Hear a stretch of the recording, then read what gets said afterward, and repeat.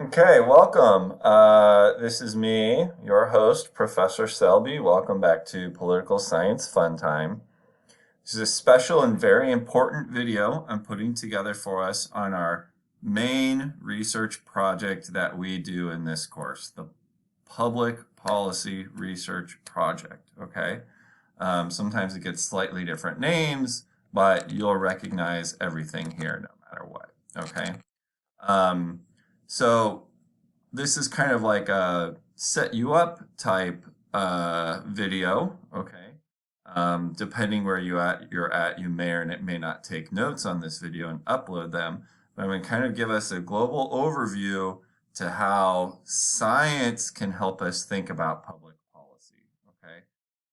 Public policy is just whatever rules and regulations the government has passed related to something: education, the economy, military, immigration, blah, blah, blah, blah, blah, blah, blah. Anything that government does, public policy, are just those rules and regulations and how they're affecting what we're seeing actually happen in the world. So one of the things we want to begin with, though, is our remembering that doubt, the importance of doubt, okay? In popular discourse, most questions of public policy are discussed with little reference to actual facts. I do mean this, okay? People will tell you all kinds of things, and they act like they're know-it-alls, okay? But very rarely do we have good scientific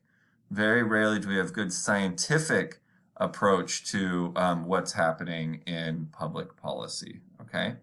So our goal in this assignment is we're going to try to use the tools of science to determine some facts about public policy, okay?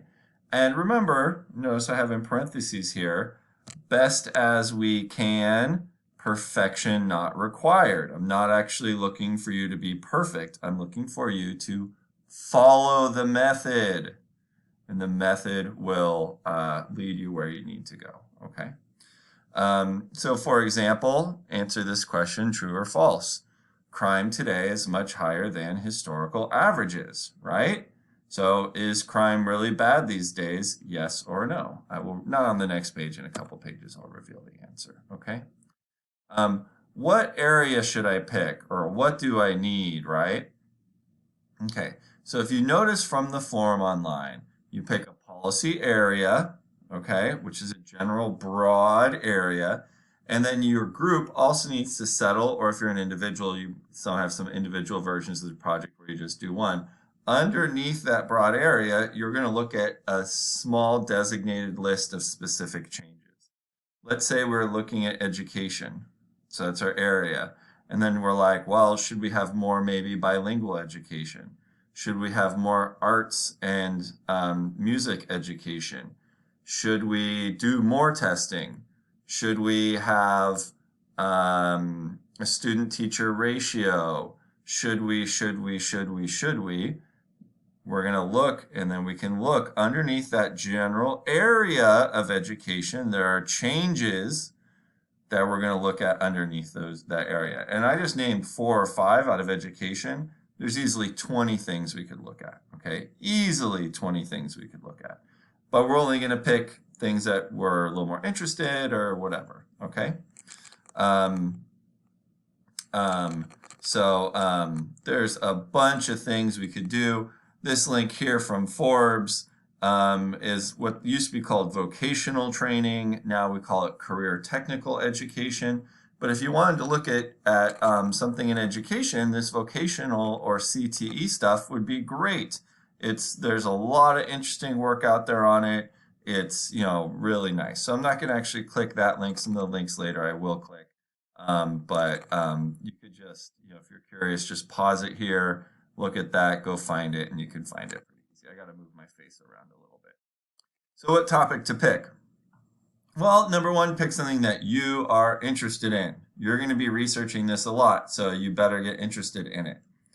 Number 2, generally speaking, you want to avoid controversial subjects, right? If you can handle it and you can avoid confirmation bias and you can be really fair in dealing with some of these controversial subjects, that's fine. But the thing about controversial subjects is they ping out our values, right? So our values get really strongly impacted when we're doing controversial subjects. We don't really want to do controversial subjects.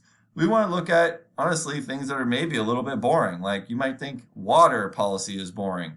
Water is a great thing to look at here in California, and I would love to see a paper on water policy. Not every semester, but almost every semester I get one. It helps keep me informed on how California is doing securing our water into the 21st century or through the 21st century, okay?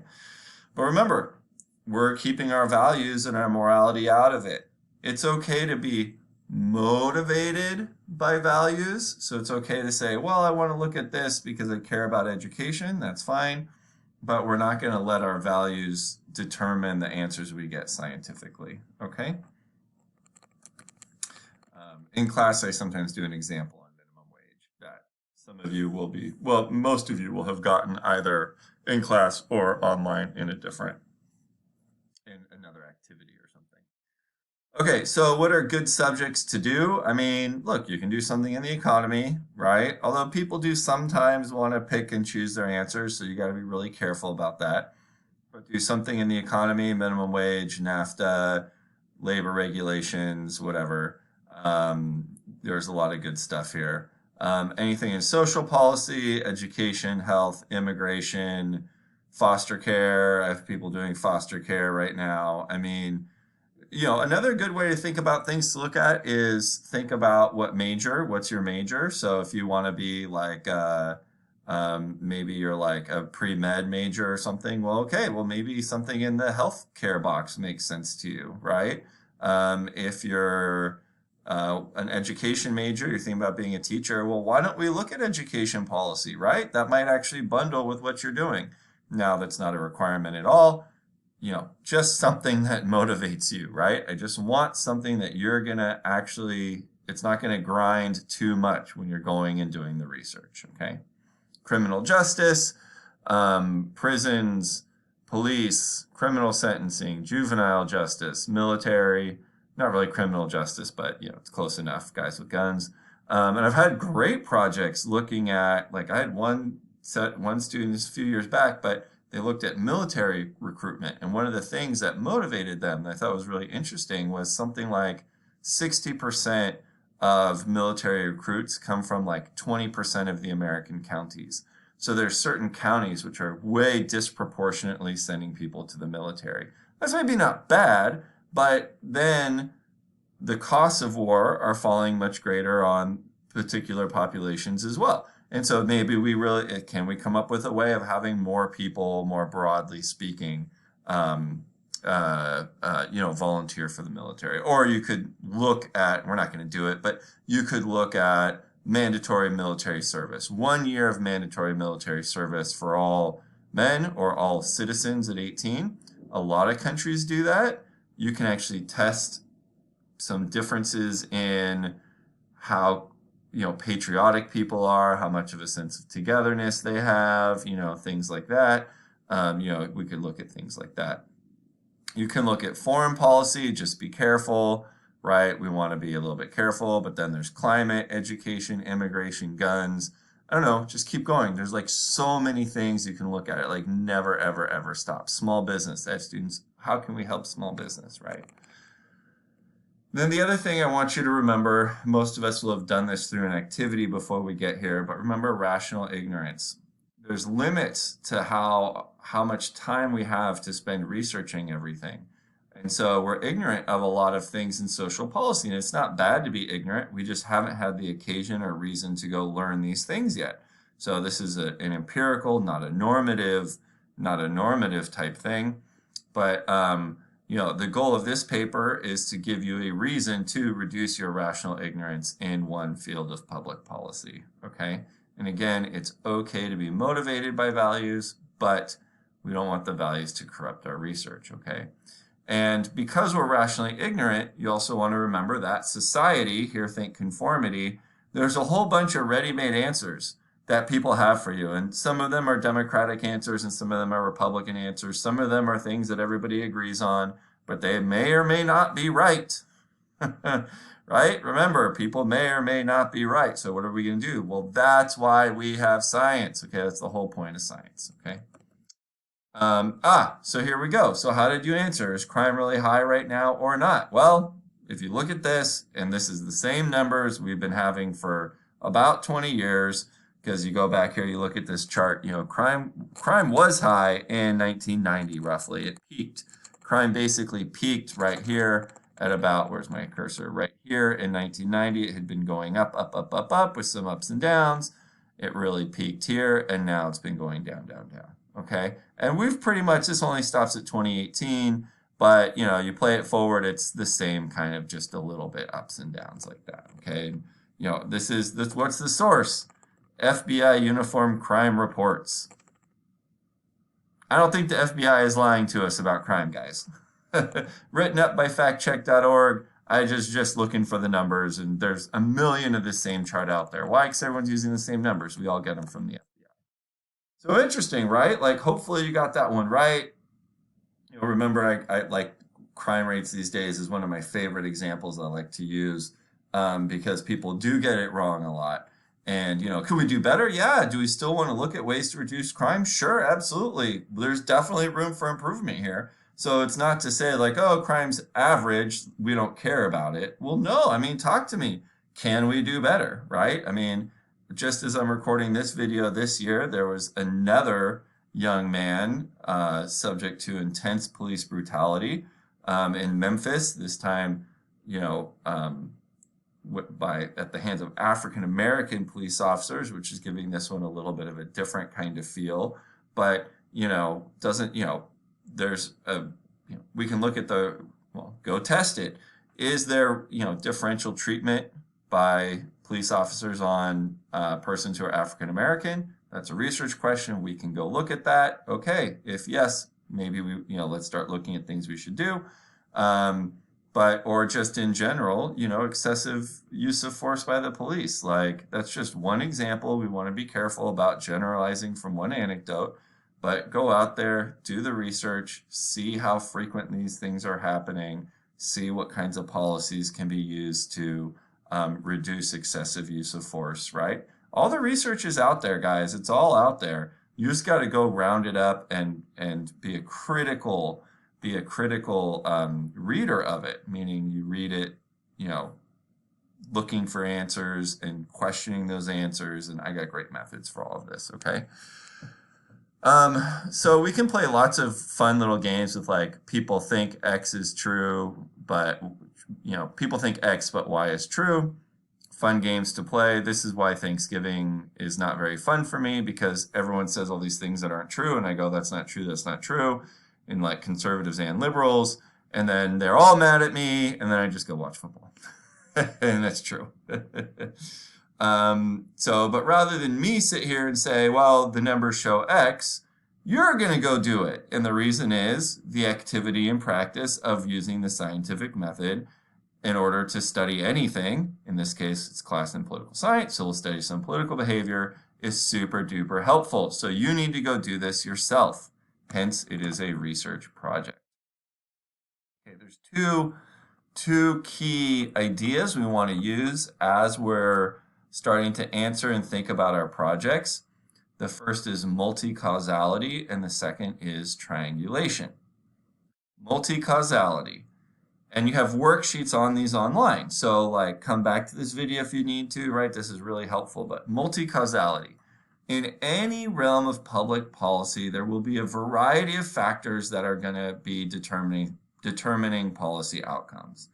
People always think, I know the answer, here's the one magic silver bullet. Well, that's almost never the case. I mean, never say never. Maybe there's some area of policy where there's one magical solution. I don't know. Your brain is thinking too simplistically that way, right? These are complicated, thorny problems, and, we need to have complicated answers, okay? And this idea is called multicausality. Okay, so for example, in education, we could debate the right policy until we're blue in the face, but when considering education outcomes, the first and most important predictor is actually parental level of education. If your parents are pretty well educated, they make sure you do your homework, they help you do your homework, they read to you more often, they talk to you about current events or sciencey type things, and it naturally starts to sink in. You get good study habits at a young age, and then you're successful, right? But that's just the first one. Other things policy does matter. Good teachers matter, which is not entirely a matter of policy, like training helps, but just some people are good at teaching and some aren't, right? And even without training, people who are naturally pretty good at it are going to have success, and people who are naturally not very good at it, it's like train them up all you want, but they still just might not be very good. Like, it just happens, right? And, all those other things I talked about, they all matter, plus lots of other things. Just, another thing that matters with education, individual level differences. Some kids really like school. Their parents are not smarty pants, they go to a bad school. There's nothing that, you would tick off and say, oh, this kid is really, being advantaged. But, little Susie likes to read. She goes to school, she pays attention, she does well, and she succeeds. That's a thing that really happens. How do you explain that? Little Susie. It's the only way you explain that this kid likes school. This kid naturally has the temperament. It's actually more temperament than actual intelligence, also, believe it or not. People are like, oh, I'm bad at school, I'm dumb. Wrong. Totally wrong. False. Okay? You just don't like sitting in a chair all day. So go outside, young man or woman. Okay? And then there's all these other things that matter. Now let's talk about triangulation, which is triangulation is it's our main method for how we're going to be determining our answers. Okay, so when you're looking at like anything that's like semi-controversial or that you're having a hard time figuring out, triangulation is how we're going to do it. Okay, so you get a better idea of the facts of what's really going on if you look at evidence from multiple sources and multiple points of view. Okay, so by getting a lot of evidence from different points of view, we feel a lot more confident we are getting closer to the right answer. Okay, I actually don't have that Wikipedia page linked anymore. Let's take that off. But when you write your papers, and that's A-N-S, answer, whoops, not Nasser, answer, A-N-S-W-E-R. I kind of reformatted some of this before doing this. Let's try an older version of this one, right? Okay. But let's take a look at some examples of triangulation. So you can look at these if you like. The one I want to show us here is this one, which is just such a super important thing, way of thinking here. And I'm not particularly hung up on this particular issue, but just notice the title here and like how this is itself triangulation. Left and right. I'm looking at an answer from conservatives and an answer from liberals, and they're giving me the same answer. Okay, immigrants don't take American jobs, and this is a few years old, but I've been using this for a long time. You disagree with me? Follow up. Go triangulate this again. I don't believe the numbers have changed, but go triangulate again. Let's see. As Congress considers, so at this point there was an attempt to do a bipartisan immigration bill in Congress at the time. It was the Gang of 8, Gang of 12. There's like bipartisan senators that were coming together, and they were trying to hash out a sort of like a deal. That Americans take jobs of American-born citizens, that immigrants take jobs of American-born citizens is something that virtually no learned person believes in. Alex Nosroth, an immigrant expert at the Libertarian Cato Institute, they're conservative, they're libertarians, said Thursday at a panel.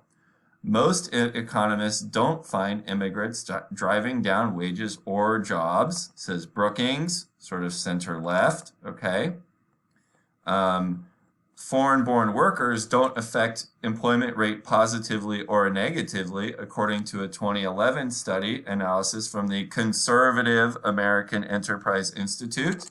And a new study released from the liberal Center for American Progress gives you basically the same answer, okay?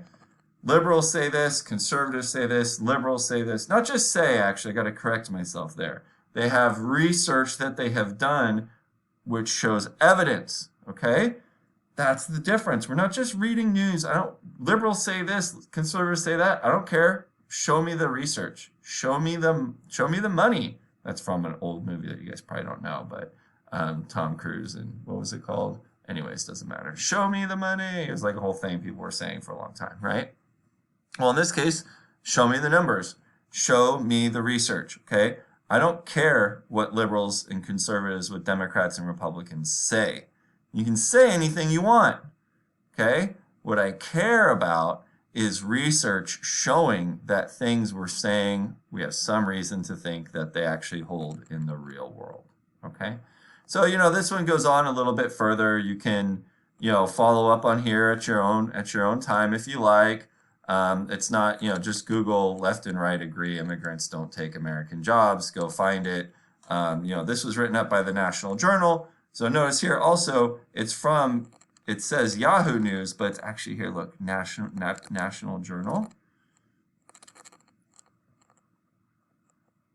It's a little conservative actually in overall approach, but here they are. It's something that was written up, and you can go look at them. So they're kind of think tanky, but in my judgment, they're probably center conservative. Like, I don't think they're crazy conservative, but I don't know.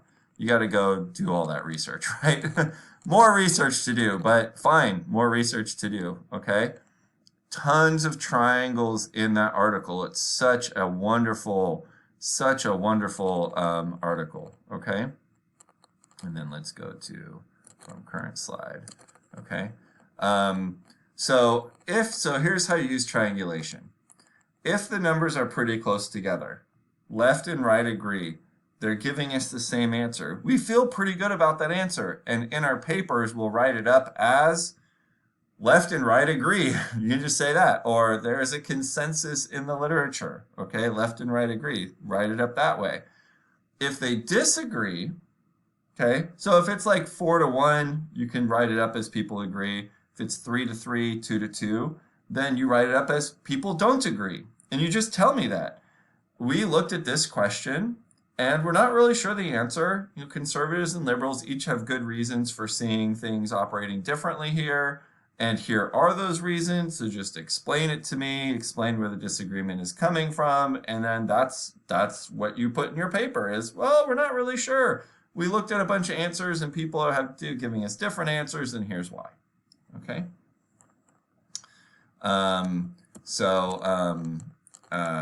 have actually, I don't know if it's worth doing this because I'm now taking, but on legitimate defensive gun use, there was a study a little while ago which estimated, I'll just do it really quick. So legitimate defensive gun use, like if we were going to triangulate that, right? There's some people who say, oh, it happens like 500,000 times a year, or maybe even several million times a year. What is legitimate defensive gun use? You're in your house, someone's breaking in, they're going to commit a crime. You either threaten with your weapon or actually shoot your weapon, and that person goes away. That's legitimate defensive gun use. What's not legitimate defensive gun use is, having a fight with your neighbor and brandishing your weapon to end the fight because you weren't under threat. That's actually a crime. If you're just having a dispute with your neighbor and he or she is not pointing a gun at you, if you point a gun at them, that's a crime, right? So that's not legitimate defensive gun use, okay? Now, these big, so some people get like very narrow estimates, small estimates, and some people get these huge estimates, okay? How are we getting these different estimates? Well, we're getting different estimates because we're using different methods. And with the people who are getting that big number, they're using a self-reporting method where you call gun owners and you say, have you ever used a gun to defend yourself, right? Well, gun owners, like everybody else, they're relatively savvy. They see what's going on. And kind of like everybody else too, we're not really great self-reporters. They tend to over-report rates of legitimate defensive gun use, okay? And so you get these huge numbers based upon self-reports. but that's one of the least reliable scientific methods we can do, okay? So we want to be really, really careful, okay? So this is just a general problem with self-reporting, okay? I mean, imagine if we were trying to determine rates of like sexual activity and we just go to like all the frat guys and we're like, well, how many, how frequently do you have sexual activity? They're like, oh, I'm such a ladies' man, all the time, 3 times a week or whatever. They're just like throw out these huge numbers. Well, that's just not going to be a reliable report, right? We're hitting on something that like is kind of egocentric. It's kind of linked to their ego, their image. They over-report. If we take that reliably, we're like, oh man, the kids these days, so much, so much. But the truth is they're almost certainly over-reporting, okay? Remember the different types of biases? That's selection bias. That's what you get with self-reporting. You have to be real, unless you do it really super carefully and perfect, which is hard, but it can be done, you're going to get selection bias. So in your paper, I would still want you to report both numbers unless you really, really, really had good reason to throw one of them out, okay? So, but you might say something like, we should be a bit wary of the larger estimate of defensive gun use because it's based on less reliable self-reporting survey methods, right? And if you don't think that I do everything all the time, always have my links available. Always have my links available. Let's look at this. This is if your group does anything on guns, this is great. But here they are. They're explaining here. This is Harvard Injury Control Research Center. They're just a research center. They are not biased. These guys are not biased. These are some of the best researchers in the world. And they're going through and showing us all the research and why, really taking us through the problems with self-reporting and coming up with a much more correct and closer balanced number, okay? So you can go here, you can check it out if you like, okay? So, problems with self-reporting. Now, question being, last thing we'll think about, like, what do you want to do, right? What are you interested in actually studying, okay? Start thinking. We're going to be brainstorming this either online or in class over the next week or two, okay? Something that you're interested in but not too close to. Almost anything is fine. I have to approve projects in the end, so I want you to be really clear and careful about that. Like, sometimes people have like wacky ideas and like, no, we're not doing that. Nothing conspiracy theory, nothing fluoride. We're just not doing things like that, okay? Watch out for confirmation bias and remember the is-ought distinction. Is what's happening, and we use science and scientific methods for that. Ought is a value question about what ought we to do. Values are good. We like values. We just have to be careful about values in the scientific process. Okay? All right.